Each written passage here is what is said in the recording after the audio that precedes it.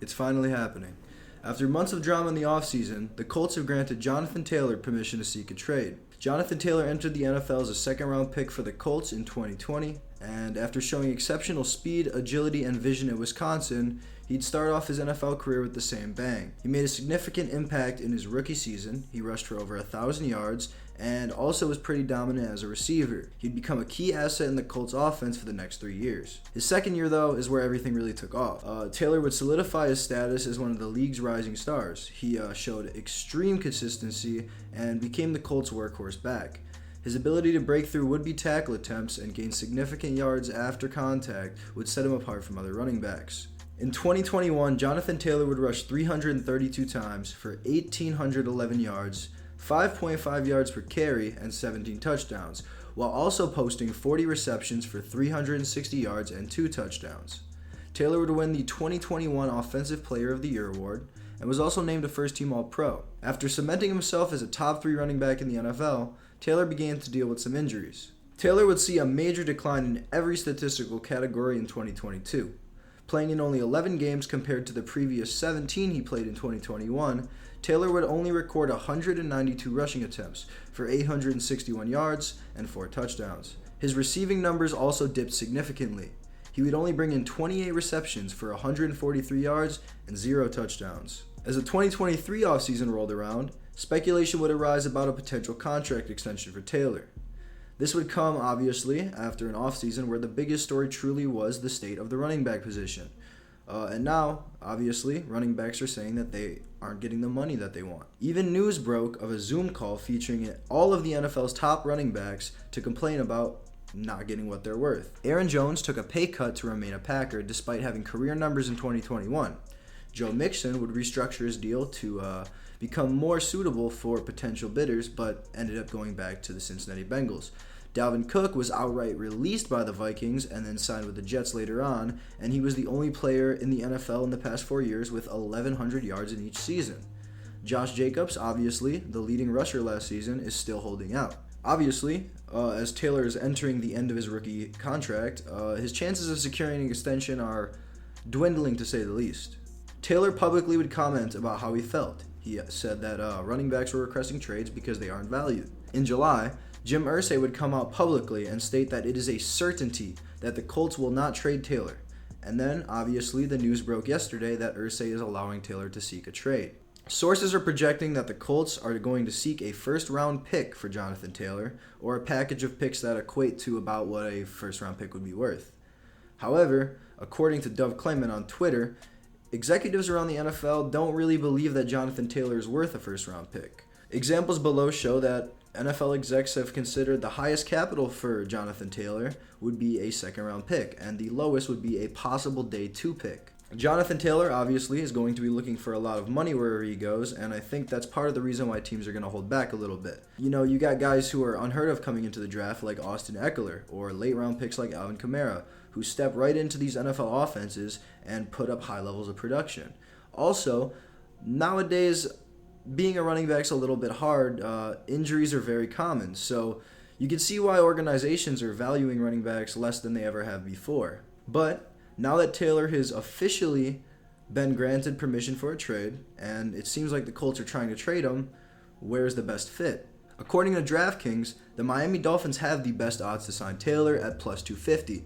They're then followed by the Bears, Ravens, Buccaneers, Bills, and Commanders in that order. And as of today, the Miami Dolphins are reportedly interested in seeking a trade for Jonathan Taylor, or at least exploring it. I'm going to look at where I think Taylor would fit best. Obviously, the answers for me are going to be Chicago, Baltimore, and Miami. Dalvin Cook obviously was on the Dolphins' radar before signing with the Jets.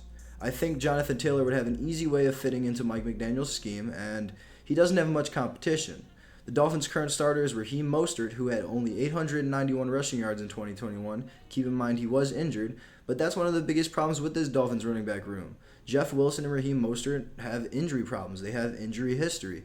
They're not exactly settled as someone who's going to start a whole season. You can't look at Raheem Mostert and say that this guy is going to play all 17 games. And the only other running backs on the roster are Salvon Ahmed, who has played not much, but I mean, he's looked pretty good when he has, but I still wouldn't consider him a starting caliber running back. And then the rookie out of Texas A&M, Devon Achane. Achane has had a bit of a slow start to the preseason, and obviously, like I said, Mostert and Wilson consistently get injured. So having a reliable rusher to pair with Tyreek Hill and Jalen Waddle would be huge for the Dolphins. The Dolphins also have over $13 million in available cap, partly because Tua Tagovailoa takes such a low cap hit.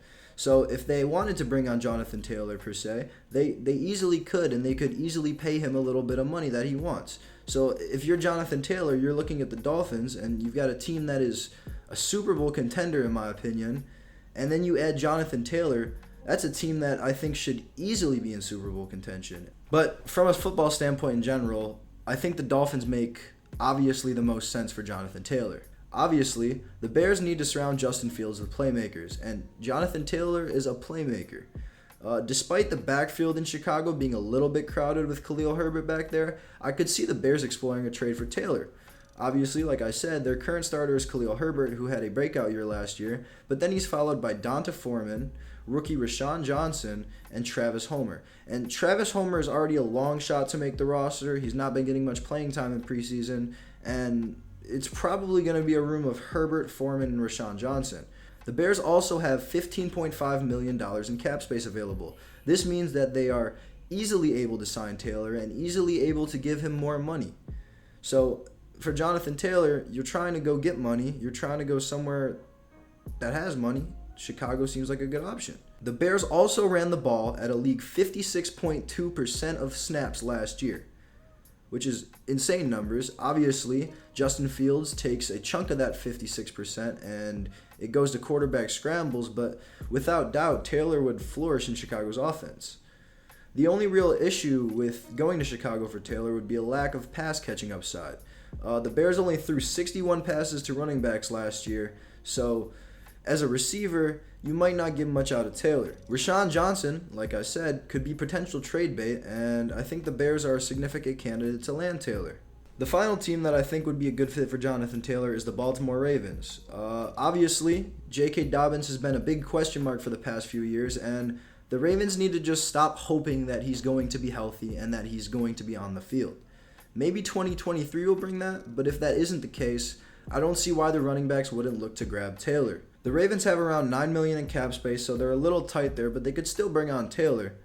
And pairing Lamar Jackson with Jonathan Taylor would create a rushing attack that would be simply unstoppable. The Ravens also probably want to start reducing how much Lamar Jackson scrambles, considering you don't want your starting quarterback to get injured. And adding a running back like Jonathan Taylor, who's going to be a workhorse running back, you're going to keep the ball out of Lamar Jackson's hands, which means your quarterback's going to get injured less.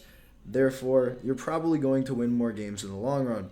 I think the Ravens would be happy to sign Taylor. I think Lamar Jackson probably, you'll see him on Twitter pitching for Taylor soon. He did it with Odell Beckham. And to have an offense led by Lamar Jackson, Jonathan Taylor, and Odell Beckham with Mark Andrews at tight end, that's a scary sight. Obviously, we have no way to tell right now where Jonathan Taylor's going to end up or what's going to happen with Jonathan Taylor, but from the looks of it, he's probably going to get traded and someone's going to sign him for less than what he thinks he's worth. That's just how the state of the running back market is right now.